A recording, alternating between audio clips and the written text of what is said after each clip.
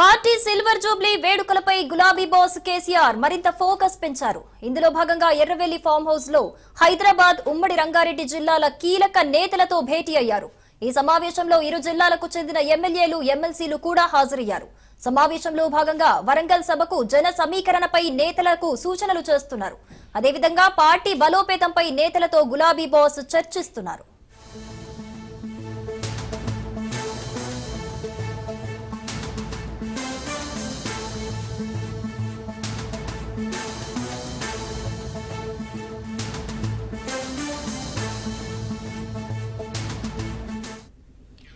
Party silver Jubilee వేడుకలపై గులాబీ boss KCR మరింత focus పెంచారు. ఇందులో భాగంగా ఎర్రవెల్లి ఫామ్ హౌస్ లో హైదరాబాద్ ఉమ్మడి రంగారెడ్డి జిల్లాల కీలక నేతలతో భేటీ అయ్యారు. ఈ సమావేశంలో ఇరు జిల్లాలకు చెందిన ఎమ్మెల్యేలు ఎమ్మెల్సీలు కూడా హాజరయ్యారు. సమావేశంలో భాగంగా వరంగల్ సభకు జన సమీకరణపై నేతలకు సూచనలు చేస్తున్నారు. అదేవిధంగా పార్టీ బలోపేతంపై నేతలతో గులాబీ బాస్ చర్చిస్తున్నారు.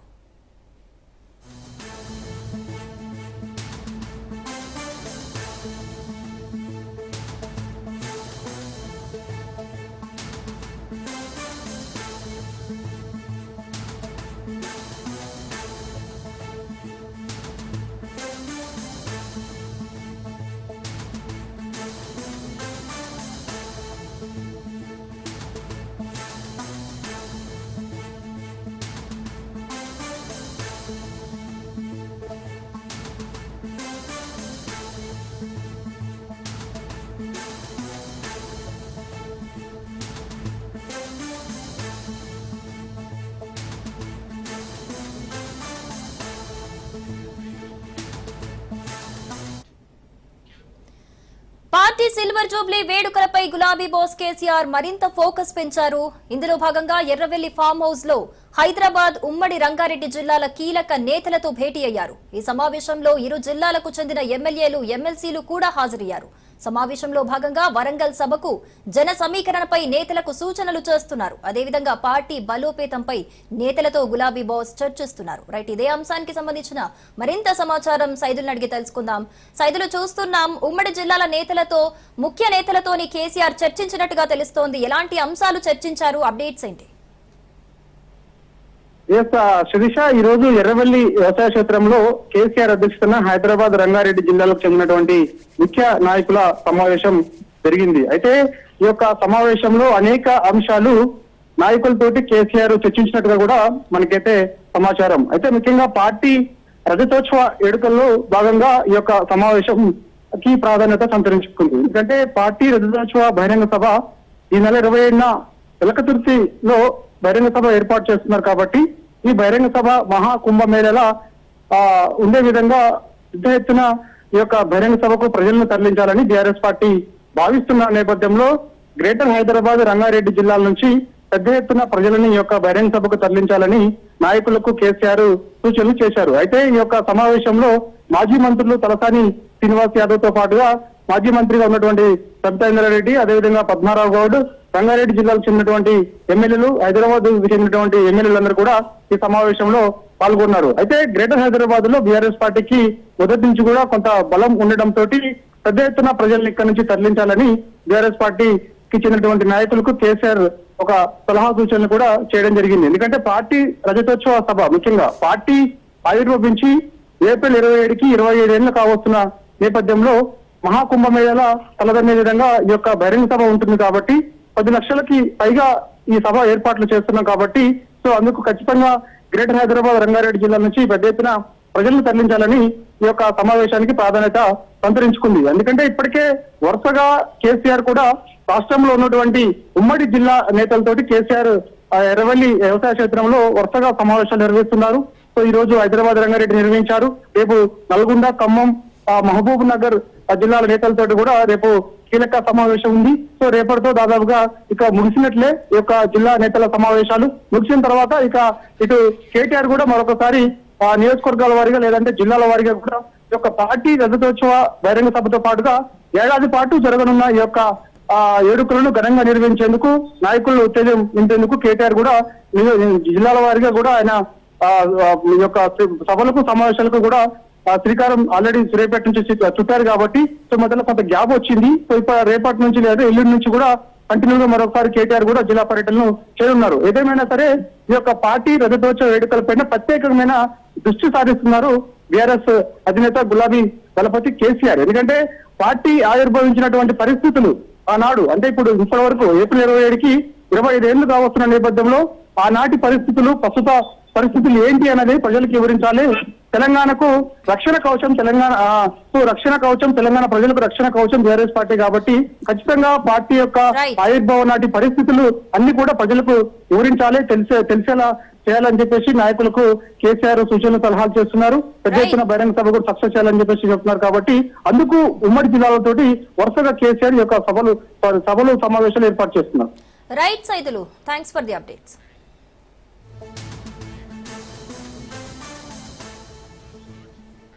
తిరుమల కొండపై వరుస వివాదాలు కలకలం రేపుతున్నాయి. ప్రసాదంలో కల్తీ నెయ్యి, వైకుంఠ ద్వార దర్శనం టికెట్ల జారీ సందర్భంగా తొక్కిసలాట, శ్రీవారి ఆలయంపై నుంచి విమానాల రాకపోకలు, ఇలా ఒకటేమిటి కాంట్రవర్సీలకు కేరాఫ్ గా తిరుమల నిలుస్తోంది. తాజాగా పాప వినాశనం కేంద్రంగా మరో వివాదం మొదలైంది. పాప వినాశనం డ్యామ్ లో బోటింగ్ అటు టీటీడీని ఇటు ఫారెస్ట్ అధికారులను వివాదాల్లోకి నెట్టింది. అసలు పాప వినాశనంలో ఫారెస్ట్ అధికారులు బోటింగ్ ఎందుకు నిర్వహించారు? టీటీడీ అధికారులు ఏం చెబుతున్నారు? Let's watch this story.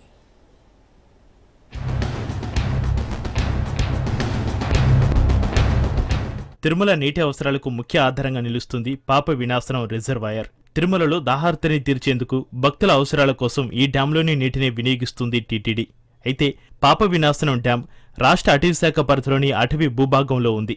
ప్రస్తుత పాప వినాశనం తీర్థం సైతం రాష్ట్ర అటవీ భూమిలోనే ఉంది. పూర్వం ఇక్కడ దుకాణాలు, ఇతర అంశాలు టీటీడీ ఆధ్వర్యంలో ఉండేవి. కాలక్రమేణా ఇక్కడ అన్ని అంశాలను ఫారెస్ట్ డిపార్ట్మెంట్ తన పరిధిలోకి తీసుకుంది. పాప వినాశనం పరిధి అంతా రాష్ట్ర అటవీశాఖ అధికారుల హస్తగతమైంది. అప్పటి నుంచి పూర్తి స్థాయిలో ఫారెస్ట్ అధికారులు పాప వినాశనంపై ప్రత్యేక దృష్టి పెట్టారు.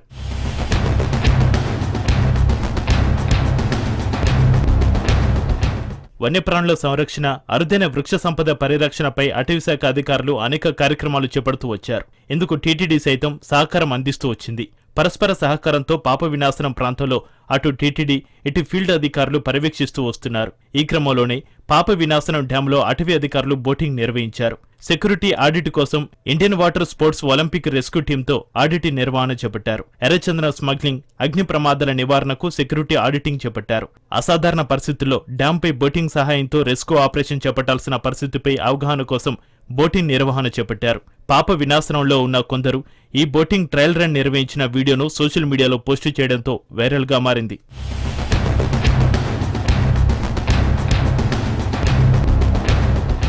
బోటింగ్ అంశం వివాదం కావడంతో టీటీడీ వివరణ ఇచ్చింది. పాప వినాశనం డ్యాంలో బోటింగ్పై జిల్లా అటవీ అధికారి స్పష్టత ఇచ్చారని, పాప వినాశనం డ్యాం చుట్టూ పడవలతో తనిఖీలు జరిగాయని తెలిపింది. పాప వినాశన డ్యాంలో చట్ట వ్యతిరేక కార్యకలాపాలు జరుగుతున్నట్లు సమాచారం రావడంతో తనిఖీ చేయడానికి ఈ పడవలను ఉపయోగించామని అటవీశాఖ అధికారులు పేర్కొన్నట్లుగా టీటీడీ తెలిపింది.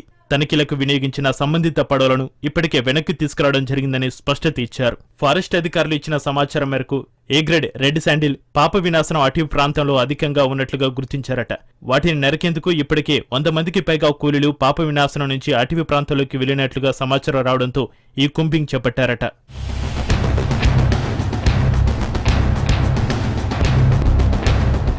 వైల్డ్ లైఫ్ రీసెర్చ్ అధికారులు అనేక మార్లు ఈ ప్రాంతంలో చిరుత సంచారం, ఏనుగులు, ఇతర జంతువుల ఆహారపు అలవాట్లపై అధ్యయనం చేశారు.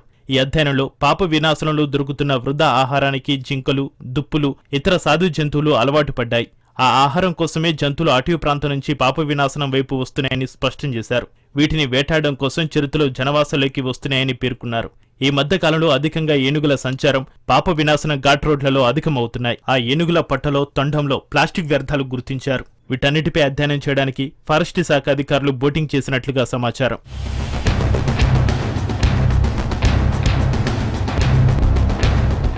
పాప వినాశనంలో తిష్టవేసిన కొందరు అనధికార వ్యక్తులు ఫారెస్ట్ డిపార్ట్మెంట్పై బురద జల్లే ప్రయత్నాలు చేస్తున్నారట.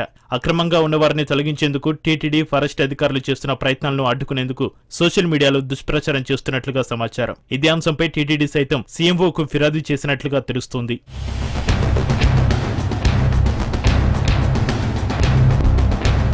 ములుగు జిల్లాలో మంత్రి సీతక్క పర్యటించారు. ప్రభుత్వ ఆసుపత్రిని ఆకస్మిక తనిఖీ చేశారామె. ఆసుపత్రిలో అందుతున్న వైద్య సేవలపై ఆరా తీశారు. రాత్రివేళ డాక్టర్లు అందుబాటులో ఉండకపోవడంపై సూపరింటెండెంట్ను మందలించారు మంత్రి సీతక్క.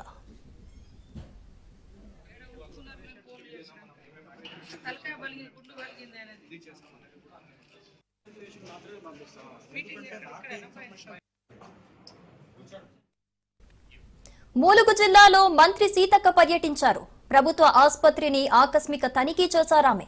ఆసుపత్రిలో అందుతున్న వైద్య సేవలపై ఆరా తీశారు. రాత్రివేళ డాక్టర్లు అందుబాటులో ఉండకపోవడంపై సూపరింటెండెంట్ను మందలించారు మంత్రి Seethakka. Solar energy corporation of India ఒప్పందాన్ని రద్దు చేసి విద్యుత్ రంగాన్ని కాపాడాలని ఏపీఈఆర్సీని సిపిఐ రాష్ట్ర కార్యదర్శి రామకృష్ణ కోరారు. Solar energy corporation of India ద్వారా 7,000 మెగావాట్ల అంతర్రాష్ట్ర సౌర విద్యుత్ కొనుగోలుకు గత జగన్ ప్రభుత్వం ఒప్పందాలు చేసుకుందన్నారు. ఈ ఒప్పందాలను రద్దు చేసుకునే మార్గాన్ని అన్వేషించాలన్నారు. రద్దు చేయడానికి వీలు కాని పక్షంలో తాను న్యాయస్థానాన్ని ఆశ్రయిస్తానని అంటున్న సిపిఐ రాష్ట్ర కార్యదర్శి రామకృష్ణతో మా ప్రతినిధి Madhusudan face to face. Andhra Pradesh ప్రభుత్వం విద్యుత్ వినియోగదారులపైన భారం మోపుతుందని సిపిఐ రాష్ట్ర కార్యదర్శి Ramakrishna AP electricity regulator commission కూడా వచ్చి విన్నపం చేయడం కూడా జరిగింది. అసలు ఏం జరిగిందో ఆయన మాటలో తెలుసుకునే ప్రయత్నం. వినియోగదారులపైన ఏ విధంగా భారం పడబోతుంది? వాళ్ళ సెక్కితో ఏదైతే వారు ఒప్పందం చేసుకున్నారో అది 2021లో చేసుకున్నారు. ఒక యూనిట్ ₹2.49 చేసుకున్నారు. అదే 2021 సంవత్సరం గుజరాత్ ప్రభుత్వం ఎన్టీపీసీ వారితో ₹99 చేసుకున్నారు. అంటే నీకు అసలు ఒప్పందంలోనే నీ మీద అదనంగా భారం పెట్టాడు. రెండోది ఏంది, ఆ సోలార్ పవర్ ఇక్కడ ఉత్పత్తి చేయడంలే. ఏమి ఇక్కడ అంతా ఎండ లేదా, లేకపోతే భూములు లేవా? ఇక్కడ చేయొచ్చు కదా. ఇక్కడ చేయకోకుండా రాజస్థాన్లో ఉత్పత్తి చేస్తావు. రాజస్థాన్ నుంచి దాన్ని అంతకుండా మళ్ళీ వైర్లు వేసి తీసుకొని రావాలి. దానికోసం ఎంత ఖర్చు అవుతుందంటే 25 ఏళ్ల తర్వాత ఒక యూనిట్కి ₹6.04 అవుతుంది. అంటే నువ్వు పదే ప్రజలపైన భారాలు మోపుతా ఉన్నావు. రాబోయే 25 ఏళ్లకు అగ్రిమెంట్ చేసుకున్నారు.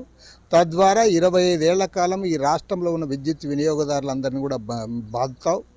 ₹1,20,000 కోట్ల అదనంగా భారం పడబోతా ఉంది. దీనిపైన దాన్ని హియరింగ్ పెట్టి దాన్ని చేయమంటే చేయకుండా వాళ్ళతో లాలుచిపడే పద్ధతిలో చేస్తూ ఉన్నారు. దీన్ని మేము పూర్తిగా ఖండిస్తూ ఉన్నాం.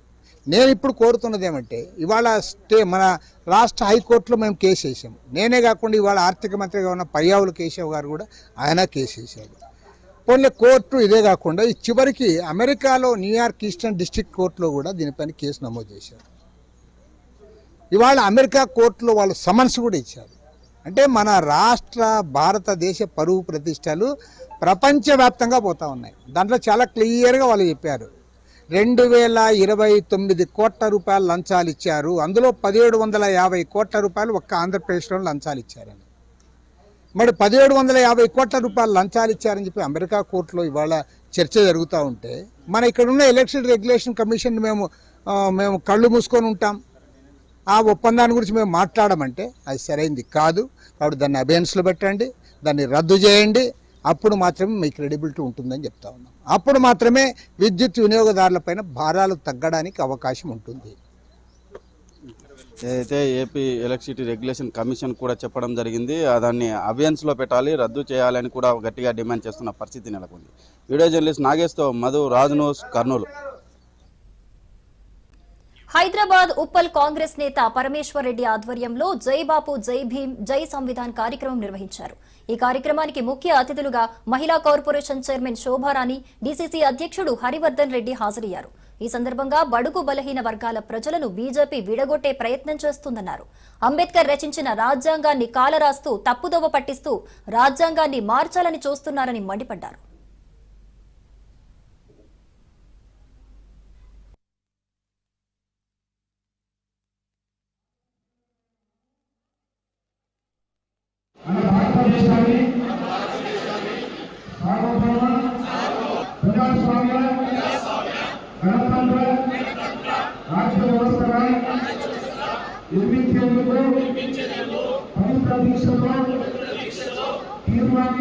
తీర్మానించి మన దేశ పౌరులందరికీ సామాజిక ఆర్థిక మత విశ్వాసాన్ని ఆరాధన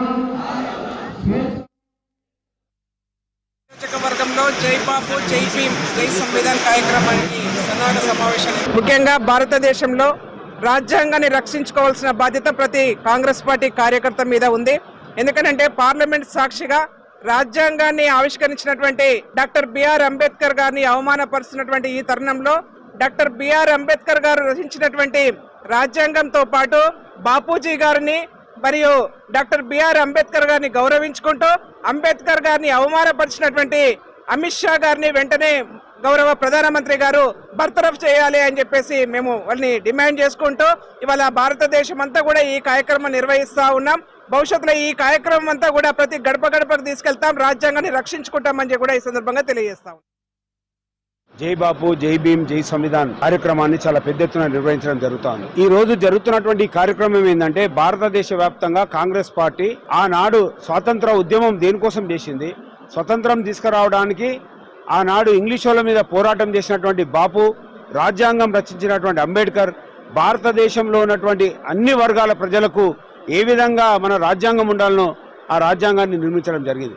కానీ నాడు బీజేపీ రాజ్యాంగాన్ని కాలరాస్తూ రాజ్యాంగాన్ని తప్పుదో పట్టించి రాజ్యాంగాన్ని మార్చాలనేటువంటి ప్రయత్నం చేస్తున్నటువంటి ఈ బీజేపీకి ఆనాడు స్వాతంత్ర ఉద్యమం ఏ విధంగా జరిగిందో ఈరోజు భారతదేశంలో ఉన్నటువంటి బడుగు బలహీన వర్గాల ప్రజలను ఏకమత్యంగా అందరినీ తీసుకొచ్చి మనం కులాలకు మతాలకు అతీతంగా భారతదేశాన్ని మరొకసారి ఉద్యమ రూపకం తీసుకొచ్చి ఈ బీజేపీ ప్రజలను విడదీసేటువంటి ప్రయత్నం ఏ విధంగా చేస్తుందో ఆ బీజేపీ తగిన రీతిలో బుద్ధి చెప్పి ఈరోజు కాంగ్రెస్ పార్టీ మరొక స్వాతంత్ర ఉద్యమం చేపడతా ఉంది. అదే ఈరోజు జై బాపు, జై భీమ్, జై సంవిధాన్. మన భారతదేశ ప్రజలకు ఏది కావాలనో అది చేసేటువంటి బాధ్యత కాంగ్రెస్ పార్టీ మాత్రమే చేయగలుగుతుందని చెప్పడానికే ఈరోజు ఈ కార్యక్రమం చేపట్టినాం. రాష్ట్రంలో మహిళలపై జరుగుతున్న అత్యాచారాలు ఆందోళన కలిగిస్తున్నాయని బీఆర్ఎస్ నేత ఆర్ఎస్ ప్రవీణ్ కుమార్ అన్నారు. 75 ఏండ్ల స్వతంత్ర భారత్ లో మహిళ ఒంటరిగా తిరగలేని పరిస్థితి నెలకొందన్నారు. రాష్ట్ర పోలీస్ వ్యవస్థ ప్రతిపక్షాలపైనే దృష్టి పెడుతుందన్నారు. ఇక సాధారణ దుస్తులతో తెలంగాణ భవన్ కు పోలీసులు వచ్చారన్నారు. ఎందుకు వచ్చారని అడిగితే దిలీప్ కోనతం, మన్నై, క్రిషాంక్ కు నోటీసులు ఇచ్చేందుకు వచ్చామన్నారు. కాంగ్రెస్ పార్టీ అధికారంలోకి వచ్చిన తర్వాత రేవంత్ అక్రమ కేసులు బనాయిస్తున్నారన్నారు. అర్ధరాత్రి ఒంటరిగా పోగలిగినప్పుడే స్వాతంత్రం వస్తుందని ఆనాడు మహాత్మా గాంధీ గారు చెప్పారు. ఇంకా మహిళలకు రక్షణ ఎక్కడున్నది? 1,00,000 మంది పోలీసులు తెలంగాణలో ఉన్నారు. ఈ పోలీసు శాఖకు అధిపతి సాక్షాత్తు ముఖ్యమంత్రే. రేవంత్ రెడ్డి గారే సీఎం, శాంతి భద్రతలు జనరల్గా వారి కిందకే వస్తాయి. ముఖ్యమంత్రి గారు ఇందులో ఏ బాధితురాలను కూడా పరామర్శించడానికి వెళ్ళలేదు. ఎప్పుడన్నా పోలీసులు బహిరంగంగా తాగడం నేరం అని చెప్పి దాని మీద ఏమైనా డ్రైవ్ చేసిండ్రా? డ్రైవ్ చేస్తే ఎంతమంది ఆకతాయిలను మీరు అరెస్ట్ చేసిండ్రు చెప్పండి? ఎన్ని చేయలేదు కేసీఆర్ గారు. సీసీటీవీ కెమెరాలు 11 లక్షలు పెట్టించిండ్రు కదా. కేసీఆర్ గారి సమయంలో ఒక యాప్ ఉండేది. ఉంటే యాప్ను ఎందుకు మరి యాప్తోనే ఒకసారి కాల్ చేసినామంటే 5 సంస్థలకు పోయేది. ఎక్కడ పోయిండ్రు? పోలీసు వాళ్ళు బీఆర్ఎస్ పార్టీ నాయకుల మీద కేసులు పెట్టడంలో బిజీగా ఉన్నారు. ఒకటే రోజు 16 కేసులు పెట్టిండ్రు, అక్రమ కేసులు. నేరం జరిగే అవకాశం ఉన్న ప్రదేశాల దగ్గర మఫ్టీలోనో యూనిఫామ్లోనో వాళ్ళ వెహికల్స్ పెట్టుకొని రెడీగా ఉండాలి. పొద్దుటిపూట ఉండాలి, రాత్రిపూట ఉండాలి.